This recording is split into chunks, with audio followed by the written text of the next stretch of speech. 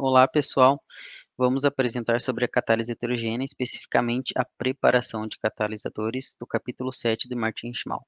Então, os apresentadores são o Arlindo Campos, Elson Oliveira, que sou eu, e a Regineide Lima. Para a gente entender como que ocorre a preparação do catalisador, precisamos entender o processo e também entender quais são as propriedades do material. O catalisador heterogêneo é um sólido que vai promover a conversão de uma substância em outra, que é basicamente o processo de adsorção química na superfície de um sólido, que a adsorção ocorre a transformação de uma substância. E essa interação da substância com o catalisador, o sólido, existe uma série de propriedades que precisam ser bem definidas para que esse processo seja possível. Geralmente, são fenômenos físicos e químicos que dão esses processos, os fenômenos químicos de adsorção, química que vai acontecer a conversão, a interação da superfície desse sólido, grupos funcionais, eh, a estrutura eletrônica e etc. E até mesmo análises termodinâmicas. Fenômenos físicos são as propriedades, a porosidade, área superficial, difusão, que vai converter na seletividade do material. Então, existem diversas metodologias aplicadas para obter esses tipos de propriedades. Então, aqui eu trouxe para vocês as principais os principais parâmetros de um catalisador. Eu digo que o coringa é a área superficial, que vai prever a quantidade de sítios ativos possíveis, né? Análises mais apuradas devem ser feitas para saber se é ácido ou básico.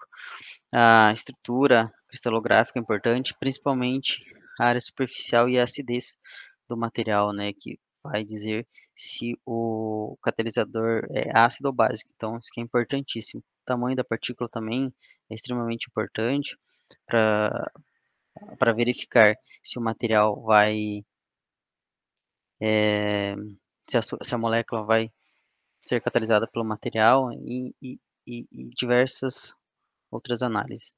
Então, basicamente, os princípios da preparação do catalisador sólido podemos resumir em poucas propriedades que devem ser bem definidas, que é a atividade do catalisador, a seletividade, a resistência térmica e mecânica.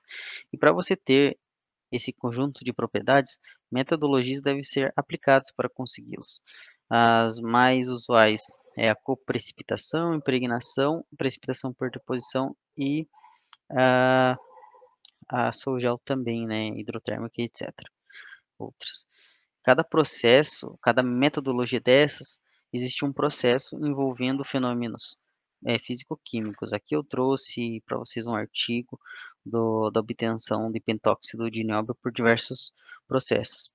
E cada processo envolve muitas etapas, eh, que envolvem a química de precipitados, nucleação, coloides, um equilíbrio iônico, depois uma posterior lavagem, secagem, moagem e calcinação do material, que a gente vai ver aqui mais com detalhes.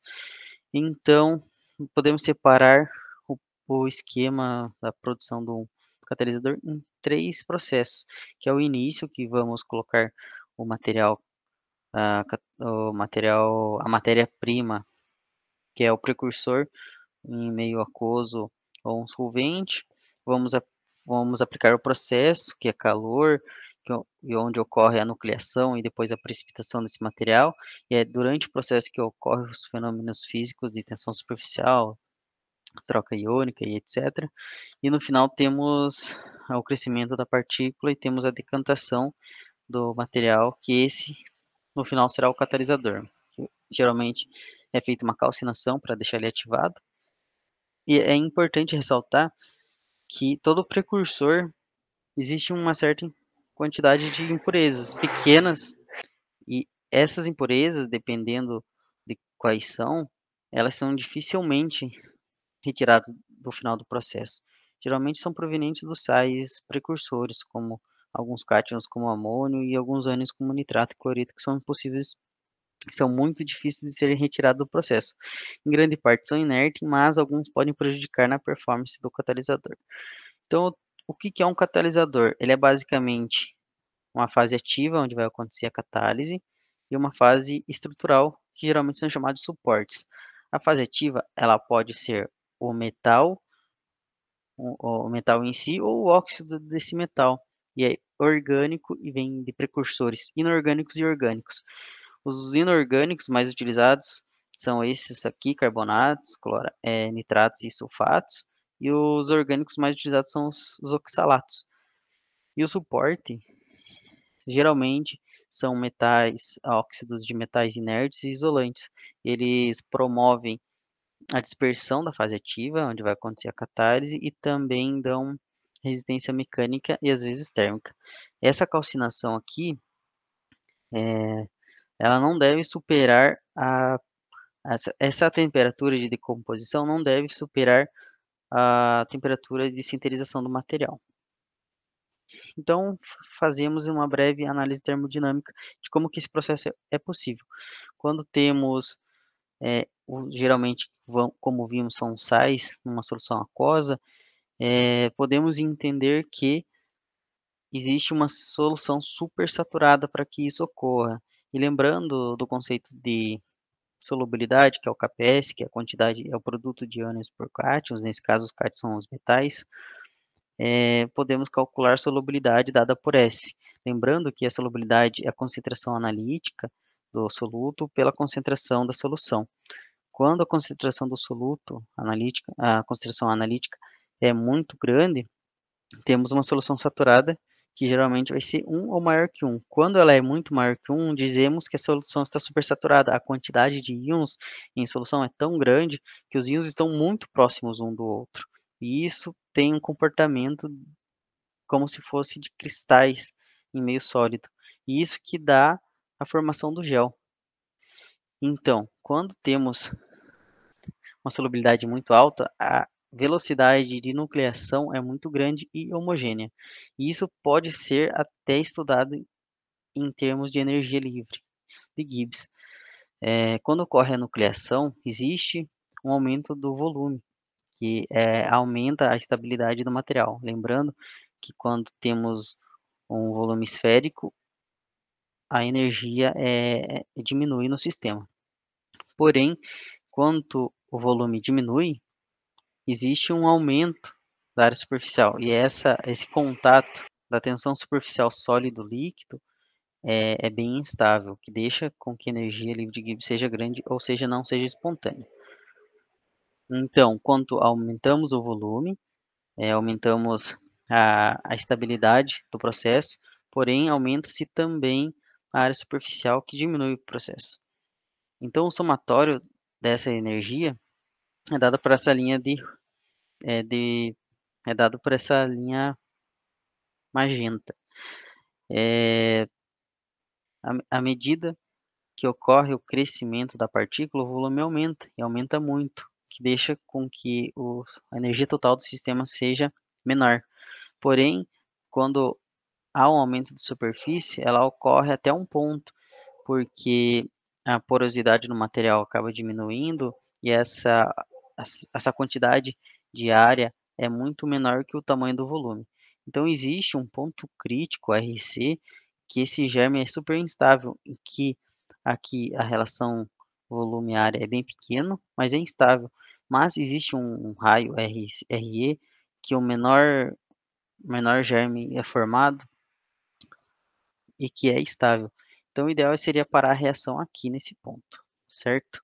Também é importante verificar que, enquanto maior é a temperatura do sistema, maior é a concentração que obtemos nessa solução. Ou seja, temos maior rendimento no processo. E por isso que todas aquelas metodologias existem uma temperatura a ser aplicada no processo.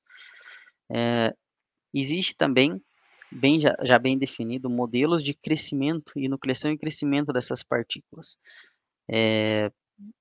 que ocorrem, depende da natureza do material. Ou seja, para a gente entender a termodinâmica do processo, primeiro precisamos entender a cinética reacional.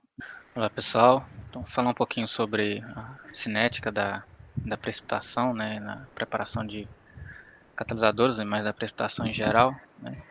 De forma geral, né, no processo de precipitação ocorre aí um fenômeno físico-químico, um processo físico-químico de crescimento dos núcleos cristalinos, né, na interface sólido-solução. E esse crescimento ocorre a uma taxa específica que depende, então, de fatores cinéticos. Essa velocidade, ela depende ou ela varia, então, com a concentração da solução e a temperatura. Quando eu falo da concentração, nessa curva que aparece aí do lado esquerdo, mostra que a taxa de nucleação, ela apresenta um perfil sigmoide, né? Então, entre o ponto de saturação e o ponto de supersaturação, essa taxa ela é menor, né? Ocorre uma nucleação em intensidade menor, mas a partir do ponto de saturação, a nucleação se torna intensa, né? A taxa apresenta, então, um comportamento exponencial. Ao final do processo, há uma redução dessa taxa em função da redução da concentração de soluto, né?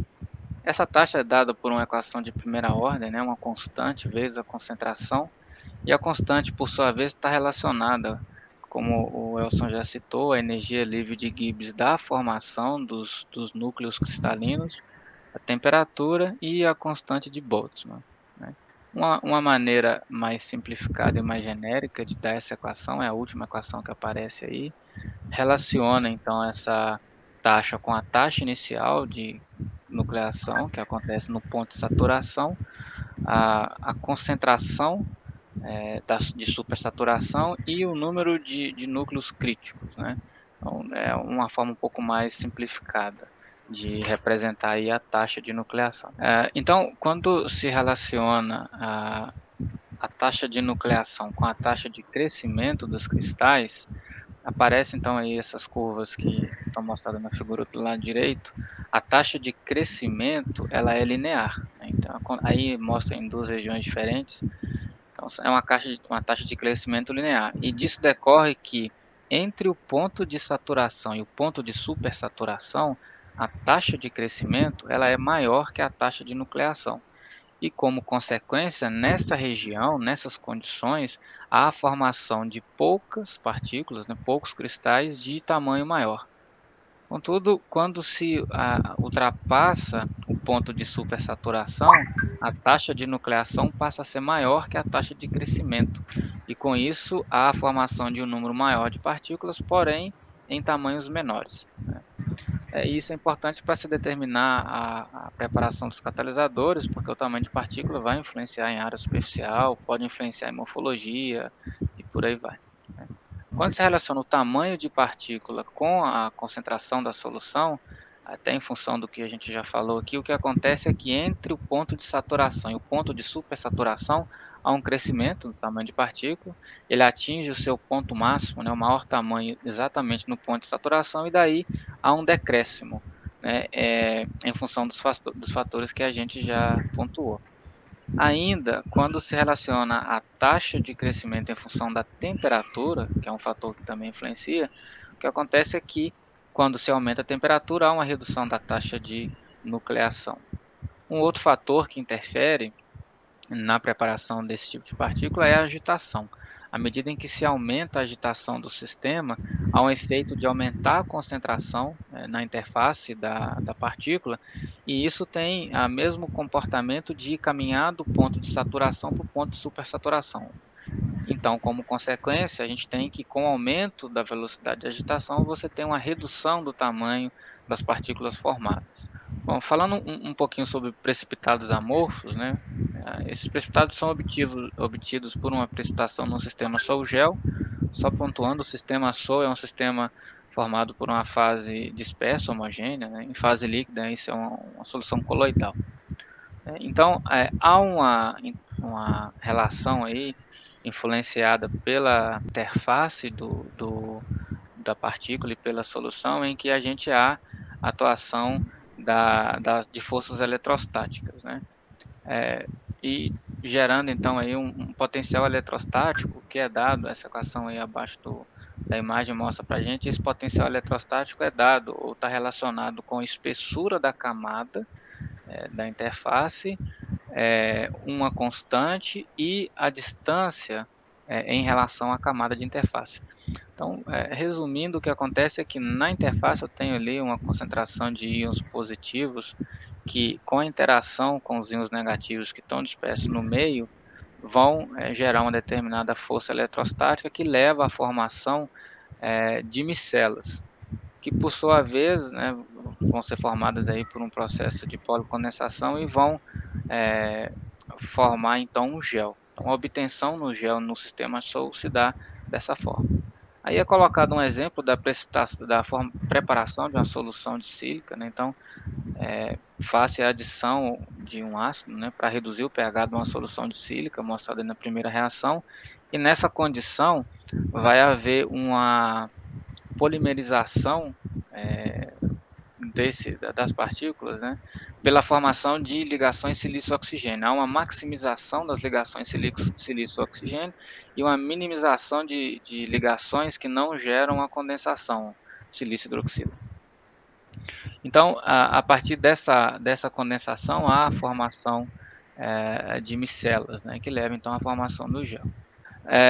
Bom, e daí, com a formação dessas micelas e por policondensação, as partículas formam, então, como a gente disse, um gel, e esse gel vai ser composto por reticulados, né, de estruturas mais condensadas e estáveis e que vão ter um arranjo tridimensional variado. Próximo, por favor. Isso. Falando um pouquinho de uma outra forma de preparação de catalisadores, né, o sistema de coprecipitação. Basicamente, o que se faz aqui é a precipitação em duas fases ativas, né? Então, a partir de dois diferentes precursores e um agente precipitante. Aqui são citados dois exemplos. Um deles é a precipitação de uma preparação de uma cromita de ferro. Então, usa como precursor um dicromato de sódio, um nitrato de cobre. O agente precipitante é um hidróxido de amônio. Você forma um precipitado que, quando calcinado, então leva à obtenção do cromato, da cromita de cobre, né? Um outro exemplo é a preparação de alguns espinéis de cobalto-cobre, né, nessa conformação cobalto X, cobre X, cobalto Y, oxigênio 4. Então, isso parte-se de duas soluções de nitrato, né, dos sais, utiliza como agente precipitante um carbonato de potássio. Isso forma um precipitado, um carbonato misto, que depois de uma lavagem para retirar o excesso de íons potássio, esse material é seco, depois calcinado em temperaturas específicas. A calcinação acontece aí num sistema com fluxo de ar, e aí obtém-se então os espinéis, né? E aí uma observação é que quando você olha, né, nesse processo a estrutura, o composto obtido, observa-se uma segregação de fases, né? Ou seja, o material não tem uma pureza tão alta. Apesar de ter sido citado como exemplo, né, até no livro, né, também é dito que os métodos ideais para obtenção desse espinel, na verdade, seria um método de evaporação das soluções de nitrato ou uma decomposição térmica, né, a fusão desses nitratos. Isso leva a uma formação de compostos mais puros, sem a segregação de fases. Então é isso sobre essa etapa. Eu passo agora a palavra para a Regineide. Bom, dando continuidade, o método precipitação-deposição é um método que permite obter fases ativas, superficiais homogêneas e altamente dispersas. Então, o suporte está em suspensão, sobre a qual é depositado o agente precipitante. Como já foi falado, muitos são os parâmetros que são importantes para o preparo, né, dos métodos de preparação de catalisadores. Então, por esse método é importante o controle do pH da solução e, principalmente, a superfície externa de suporte. Então, a grande problemática desse método é a cristalização inicial desses meus pequenos cristais, quanto à nucleação, né, o controle da nucleação. E é um método adequado para se obter essa distribuição desses pequenos cristais no suporte.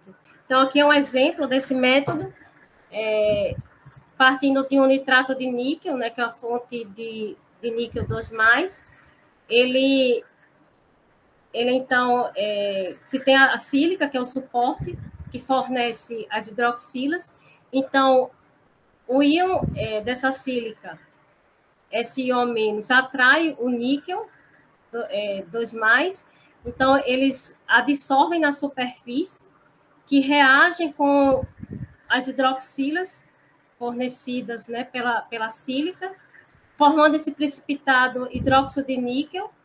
Além dessa possibilidade, também é possível a formação de silicatos de sódio, que também libera hidroxilas para a reação. Então, o método por impregnação, ele parte de uma solução do metal com concentração suficiente para atingir, no caso, o preenchimento dos meus poros, né, da partícula desse meu suporte.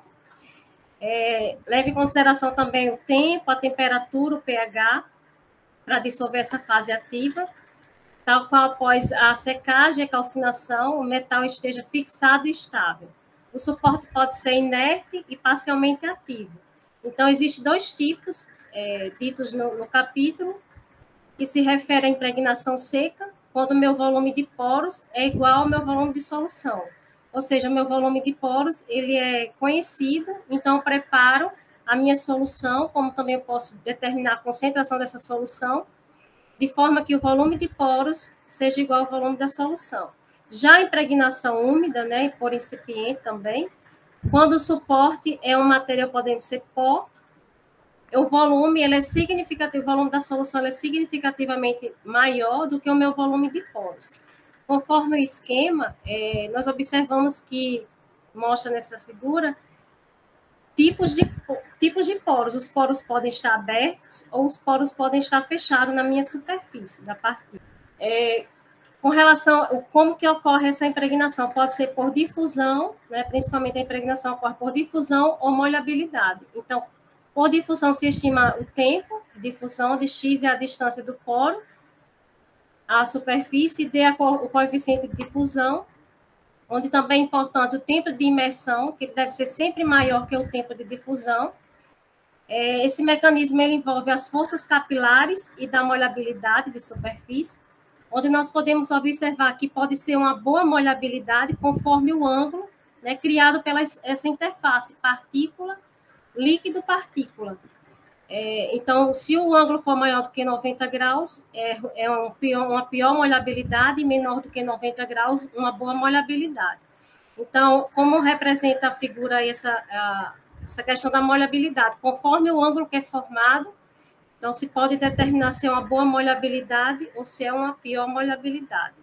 Para a questão das interfaces, a tensão superficial entre essas interfaces de líquido sólido.